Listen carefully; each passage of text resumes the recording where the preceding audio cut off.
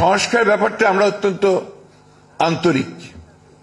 আপনাদের অনেকেরই জানা থাকা উচিত যারা রাজনীতির সঙ্গে জড়িত আছেন যে 2016 সালে আমাদের দলের চেয়ারপারসন দেশনেত্রী বেগম খালেদা জিয়া তিনি ভিশন 2030 একটা আমরা একটা ডকুমেন্ট বের করেছিলাম যেখানে রাজনৈতিক সংস্কারের কথা খুব পরিষ্কার করে উল্লেখ করা ছিল এবং যে বিষয়গুলো আমরা পরিবর্তন আনতে চাই সেই বিষয়গুলোর কথা আমরা উল্লেখ করেছিলাম।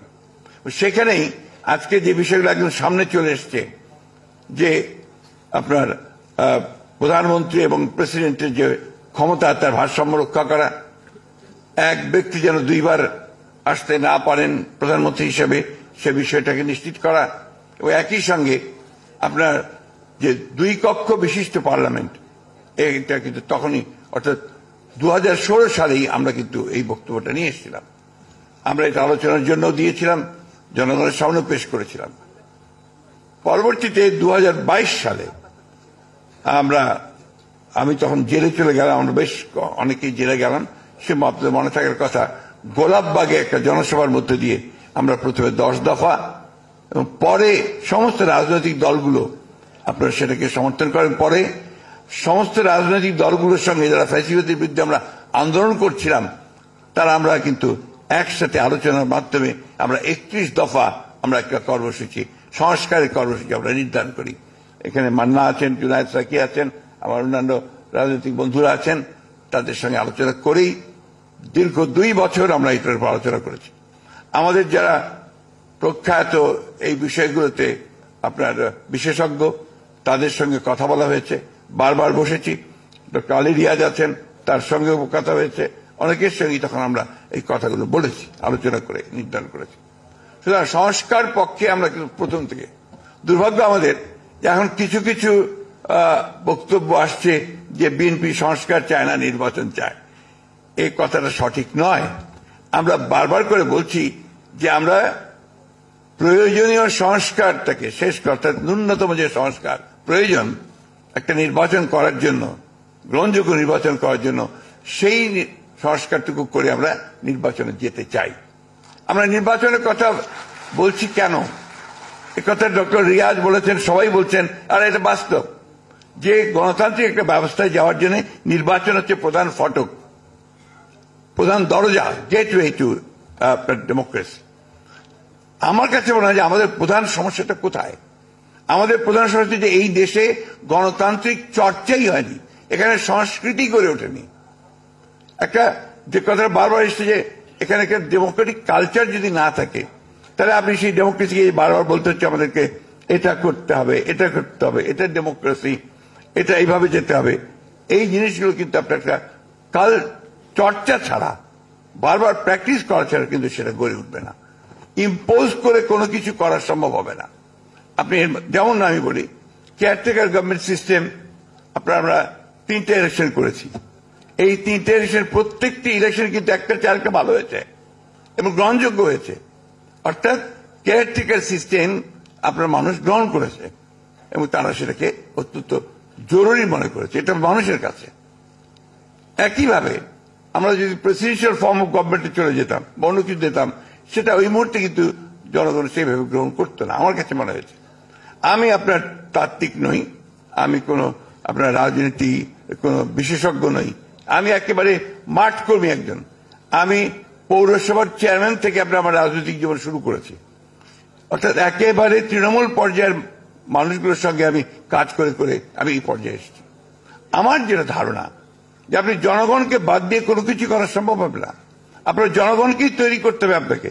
অর্থাৎ আমরা আজকে যে প্রক্রিয়া চলছে আমি স্বাগত জানাই, কিন্তু আমি একটা অনুরোধ করব আজকে যারা কমিশনগুলোতে আছেন তারা জনগণের সঙ্গে ইন্টারাক্ট করার ব্যবস্থাটা রাখবেন। ডক্টর রিয়াজ বলেছে যে তাদের কাছে 1 লক্ষের ওপরে বিভিন্ন প্রস্তাব এসছে, খুব ভালো কথা। এট দি সেম টাইম আমি যেটা মনে করি যে তারা যদি, আমি শুনেছি যে তারা তাদের প্রস্তাবটাকে তৈরি করে গভর্নমেন্টের হাতে দেবেন এবং গভর্নমেন্ট তখন আপনার পলিটিক্যাল পার্টিগুলোর সঙ্গে বসবেন। ওনারাই যদি আগে পলিটিক্যাল পার্টিগুলোর সঙ্গে বসতেন আমার মনে হয় সেটা বুঝে আরো ইফেক্টিভ হতো, আরো ভালো হতো, এটা আমার কাছে মনে হয়। এখন গভর্নমেন্ট বসবেন, গভর্নমেন্টের সঙ্গে আলোচনা হবে, আলোচনা আরো সময় লাগবে। যত বেশি সময় যাবে আমার কাছে মনে হয়, আমাদের কাছে মনে হয় যে সমস্যাগুলো তত বাড়বে। আসল জায়গায় তো প্রবলেম তো অন্য জায়গায়। আপনি এগুলো ইমপ্লিমেন্ট করবেন কাদের দিয়ে?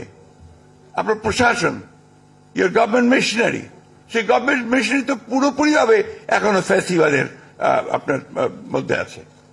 এতটুকু পরিবর্তন হয়নি। একটা ফাইল নড়েন, আপনার ছাত্রদের যা আহত হয়েছে তাদের চিকিৎসার ব্যবস্থা কোথায় আটকে আছে খুঁজে বের করে দেখবেন ওই ফাইল দিয়ে আটকে আছে। প্রবলেমটা ওইখানে হয়ে আছে। এই বিষয়গুলোতে আমাদেরকে ধরতে হবে। যে ডক্টর দেবপ্রিয় এখানে আছেন, ডক্টর মুস্তাকও বলেছেন যে কাঠামোটা যদি না থাকে, সেই কাঠামো না থাকলে আমরা ওপর থেকে শুধু চাপিয়ে দিলেই আমরা দ্রুত কোনো কিছু করতে পারবো না। তাই আমাদের স্ট্রাকচারটাকে ঠিক করতে হবে, প্রতিষ্ঠানগুলোকে ঠিক করতে হবে। সেই প্রতিষ্ঠানগুলোকে যদি আমরা গণতন্ত্রের উপযোগী করে গড়ে তুলতে পারি তাহলেই আমরা গণতন্ত্রকে সফল করতে পারবো। মন মানসিকতাটা খুব বড় জিনিস, মাইন্ডসেট। আমার তো মাইন্ডসেটই হয়েছে যে কথাটা কিছুক্ষণ আগে ডক্টর মুস্তাক বলেছেন, আমার খুব ভালো লেগেছে যে একটা বন্দোবস্ত তো ছিল, টাকা দেব, কাজ করিয়ে নেব, ভালো, সমস্যা নাই। কিন্তু এখন তো আপনি অন্য সিস্টেমে যাচ্ছেন, তো সেই মাইন্ডসেটটা তো তৈরি করতে হবে। ওই তৈরি করার জন্য আপনার চর্চা দরকার। আমাকে গণতন্ত্রকে চর্চা করতে, ভুল হবে, ত্রুটি হবে, কিন্তু ওর মধ্যে দিয়ে আপনাকে ডেমোক্রেটিক সিস্টেমকে কাজে নিয়ে যেতে হবে, আগে সামনের দিকে নিয়ে যেতে হবে। আমি বক্তব্য দীর্ঘ করবো না, কারণ এখানে আরো আছেন, অনেকেই বক্তব্য করবেন। শুধু একটা কথা বলতে চাই, খুব জরুরি কথা আমার কাছে মনে হয়েছে, যে আমরা যেন ৭১কে ভুলে না যাই। ১৯৭১ সাল, এটাকে যেন আমরা কখনো ভুলে না যাই। আমরা যেন এই যে তারপরে ধারাবাহিক গণতন্ত্রের যে যেন সংগ্রাম, লড়াই ৭১-এর পর থেকে, সেই সংগ্রাম প্রত্যেকেই আমাদের মনে রাখা দরকার। এবং সেই লড়াইয়ের মধ্যে দিয়ে আজকে আমরা ছাত্রদের ত্যাগের মধ্য দিয়ে, তাদের আত্মত্যাগের মধ্যে দিয়ে আজকে আমরা এই জায়গায় এসে উপস্থিত হয়েছি। সুতরাং আমরা আপনাদেরকে এটুকু নিশ্চয়তা দিতে পারি, বলতে পারি যে আমাদের দলের পক্ষ থেকে আমরা সবসময়ই গণতন্ত্রের সংস্কারের পক্ষে, অর্থাৎ গণতন্ত্রে পৌঁছানোর জন্য প্রয়োজনীয় সংস্কার তার আমরা পক্ষে, তার জন্য আমরা কাজ করেছি, করব ভবিষ্যতে। কিন্তু একই সঙ্গে আমরা মনে করি যে জনগণকে বাদ দিয়ে কোনো কিছু করাই, উপর থেকে আপনার চাপিয়ে দিয়ে কোনো কিছু করা যাবে না। সুতরাং আমরা সকলকে সঙ্গে নিয়ে সেই কাজগুলো করব। ধন্যবাদ সকলকে। আসসালামু আলাইকুম।